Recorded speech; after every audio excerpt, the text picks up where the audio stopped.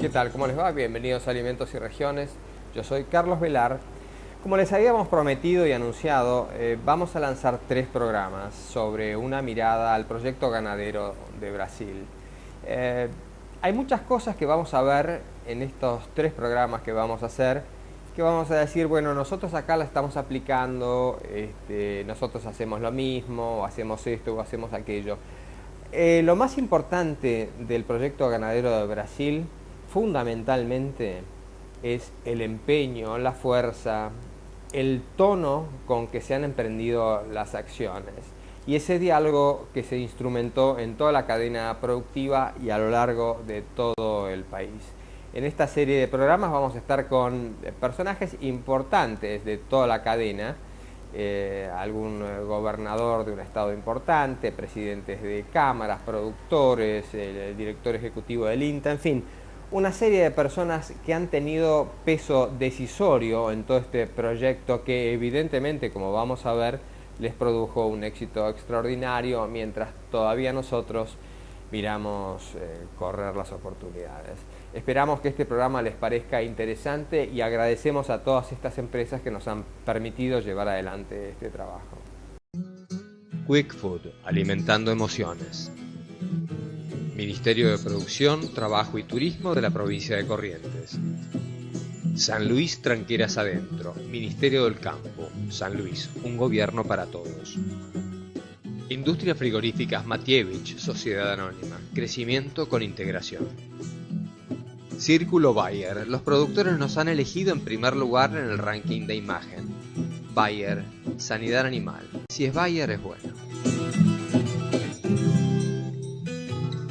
Brasil pudo hacerlo, a pesar de tener dimensiones continentales y una diversidad enorme de todo tipo, desde cultural, climática, agronómica, una diversidad logística que hace imposible ver todo de manera similar.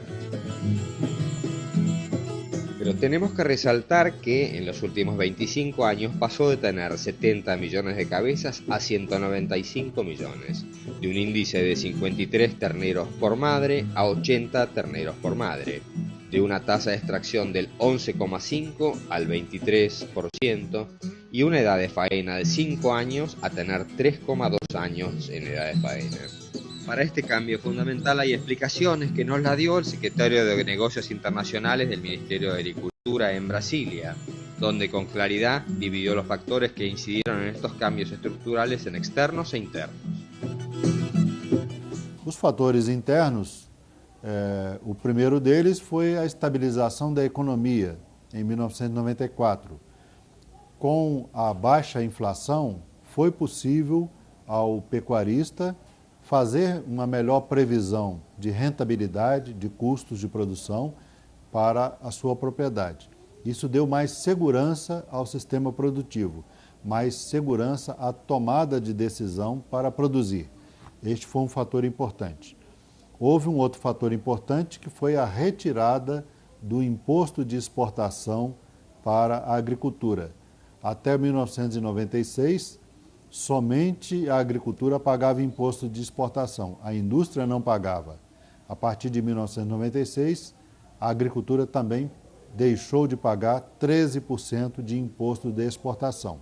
Portanto, houve uma rentabilidade de 13% a mais para o pecuarista, para o produtor de gado bovino. E, a partir de 1999, houve a desvalorização do real em relação ao dólar, o que também estimulou as exportações. Y los factores estructurales externos no tuvieron menos importancia. Com o aumento da produção interna, acima do aumento do consumo, o setor começou a ter necessidade de buscar novos mercados. e, obviamente, o mercado externo era a única alternativa. O Brasil começou a exportar cada vez mais. Mas esse processo de conquista de novos mercados foi muito facilitado pela ocorrência do mal da vaca louca nos Estados Unidos, porque a maioria dos países que compravam carne dos Estados Unidos, de uma hora para outra, suspenderam as compras dos Estados Unidos e quem ocupou o lugar dos Estados Unidos foi principalmente a Austrália e também um pouco a Argentina. E o Brasil ocupou o espaço deixado pela Austrália. E o que quer dizer que ocupou principalmente mercados de países emergentes. Uma das características desta entrada inicial do Brasil no mercado internacional é que o Brasil entrou praticando preços muito baixos e, portanto, a carne brasileira ficou muito atraente para os países mais pobres, na Ásia, na África, América Latina e também até na Rússia.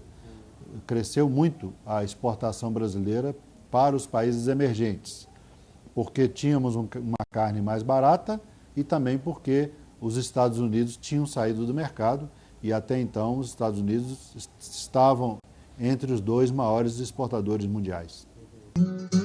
Todo esto parece sencillo y dicho con modestia, pero hubo en todo ello un trabajo disciplinado y convocante. Hoy la ganadería está desarrollándose de norte a sur de Brasil y representa entre el 30 y el 40% de su PBI agropecuario. Desde el punto de vista interno, hubo una visión política que fue generando un marco adecuado para la expansión. Eu diria que há alguns fatores muito importantes. O primeiro é uma decisão política de implementar alguns programas de apoio à ganaderia e que se vem dos anos 70, no meados dos anos 70, alguns programas foram estabelecidos. O outro, a instituição da Embrapa também foi muito importante. A partir desses 2 componentes, a participação da investigação por meio da Embrapa, outras instituições e as universidades, em contato com o setor produtivo e com o setor de indústria, creio que essa é a clave de toda a transformação. Porque se houve um grande avanço nas tecnologias voltada para a solução de questões práticas, não somente no avanço do conhecimento, mas com uma preocupação muito grande em solucionar os problemas que se haviam encontrado e, además, capitalizar nas oportunidades. E se tem muita oportunidade e, às vezes, nós deixamos as oportunidades passarem. A partir de los 80 comenzó a divulgarse el uso de pasturas evaluadas por Embrapa. Se compara en los últimos 40 años, nosotros necesitamos de 3 a 4 hectáreas por animal, um câmbio muito rápido, e passamos a colocar um animal por hectare. Hoje há possibilidade de se colocar 3 ou 4, dependendo da intensidade de manejo que se dá. Este é o grande impulso que se da. En un país como el Brasil, donde se producen cambios de una profundidad histórica, factores sociales pasaron a tener una fuerte incidencia en el sector ganadero.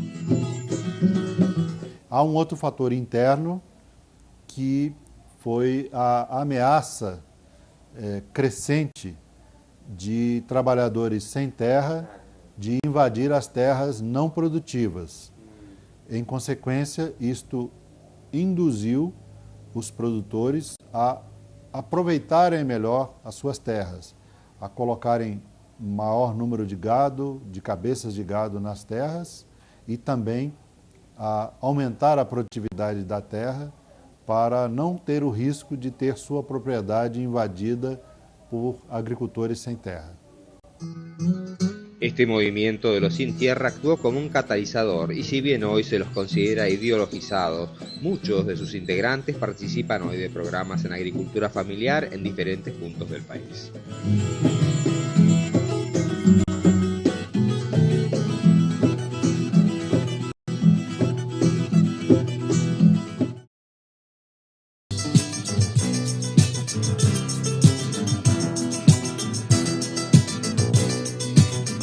La velocidad del cambio difiere según las diversas regiones de Brasil y el planeamiento y las acciones se adaptaron a esa variedad.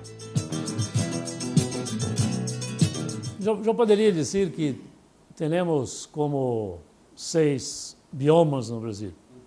E há diferença importante nesses biomas. Mas, además, há muita variação em cada bioma. Porque tem a característica do produtor, a característica do suelo, a característica dos recursos naturais, a capacidade de inversões, a capacidade de crédito, a infraestrutura de estrada, e tudo isso faz com que é muito difícil determinar um sistema de produção de ganado de carne único ou muito amplo no Brasil. Hay una parte sur con un área subtropical con pasturas naturales con especies templadas. Otra región en el nordeste con un área semiárida y condiciones duras. Otra franja en el norte llamada de la floresta amazónica con buenos suelos, humedad y buenas pasturas. También el Pantanal con características únicas y una zona central pujante. Los ojos del mundo puestos sobre el Amazonas, según el gobierno de Brasil, no reflejan la realidad tal cual es. Há uma visão distorcida do mundo sobre a Amazônia que vem principalmente da Europa. Acredita-se que a Amazônia é um vazio populacional e não é. Existem cerca de 20 milhões de pessoas que moram, que residem nos estados da região amazônica. A 8ª maior cidade do Brasil é Manaus, que é a capital do estado do Amazonas. Não é um vazio populacional. Há muita gente que reside nessas regiões. Também há um erro de se acreditar que a Amazônia é só brasileira. A Amazônia também está na Colômbia, na Venezuela, no Peru, na Bolívia. Portanto, não é uma responsabilidade somente do Brasil. É de vários países da região. Mas, no caso do Brasil, o governo tem adotado medidas para evitar a expansão da agricultura em direção à Amazônia. E no caso da pecuária bovina, o principal comprador brasileiro é a Europa. E a União Europeia não aceita, não habilitou, não autorizou a exportação de carne da Amazônia. Mas outros países poderiam comprar. Só que o Brasil está tentando melhorar os controles de fronteira entre a Amazônia e as demais regiões produtoras para evitar que doenças da Amazônia passem para outras regiões e possam contaminar rebanhos e provocar impedimentos à exportação dessas regiões que hoje já exportam. Por isso, com esse aumento de controle entre a Amazônia e as demais regiões, de certa forma haverá uma inibição, uma restrição à expansão da pecuária para a Amazônia. Pero el área fuerte ganadera de Brasil es el área central, que abarca varios estados y donde el crecimiento es explosivo. Se denomina Brasil Central Agropecuario. Na parte central, nós outros temos fincas altamente intensificadas, onde se há uma produção intensiva com integração lavoura-pecuária, a produção de terminação em confinamento, o uso de concentrado durante o período de sequia, inseminação artificial, temos transferência de embrião, fertilização in vitro. Então, tem toda a condição. A parte de cruzamentos, muitos programas de cruzamento, tendo a parte de zebu como matriz e usando animais europeus, não? O Angus, o Hereford, Simmental e muitos outros. En el estado de Mato Grosso, bajo un calor arrasador, estaban los Nerole indolentes. Es un estado que tiene 200 años de ganadería, pero se ha convertido hoy en el corazón sojero de Brasil, y es en ese espacio donde también la ganadería despega rápidamente, aunque su gobernador Blairo Maggi desea vitalizarla mucho más. Como muchos otros lugares del Brasil, aún hay migraciones importantes que van a desarrollar negocios, pero hubo una época en que, desprendiéndose de una hectárea en el sur, se compraban 20 o 30 en la región. Nós recebemos aqui, eu sou dos que migraram para essa região atrás da área de agricultura. E as áreas de agricultura foram ocupando os campos que eram de pecuária naquele período. E a pecuária foi sendo deslocada mais para o norte do estado do Mato Grosso. E isso, então, com os novos investimentos e investidores, a substituição de locais ruins de pecuária, onde eram os campos naturais, tirando ele para áreas de maior fertilidade, como no norte do estado de Mato Grosso. Isso foi um crescimento muito grande na pecuária aqui do estado. E hoje nós temos 26 a 28 milhões de cabeças de bovinos nesse estado. É onde tem o maior rebanho bovino brasileiro, está aqui no estado do Mato Grosso. Porém, nós não podemos dizer que essa pecuária que nós temos hoje, que ela seja uma pecuária de altíssima qualidade.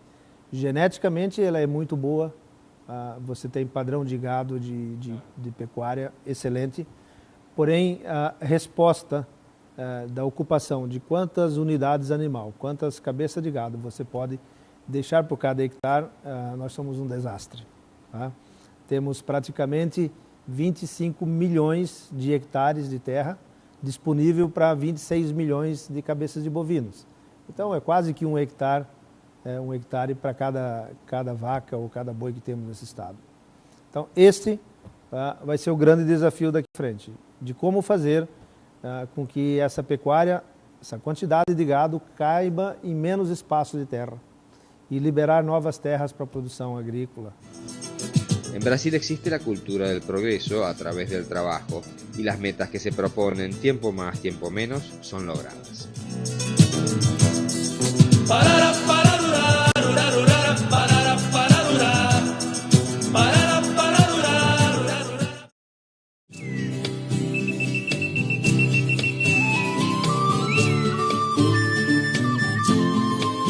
Vimos hasta ahora algunos aspectos del complejo ganadero de Brasil. Hubo una política clara y de largo plazo. Hubo también eliminación de impuestos a la exportación, intereses bancarios razonables, activa participación de Embrapa y coyunturas internacionales muy favorables.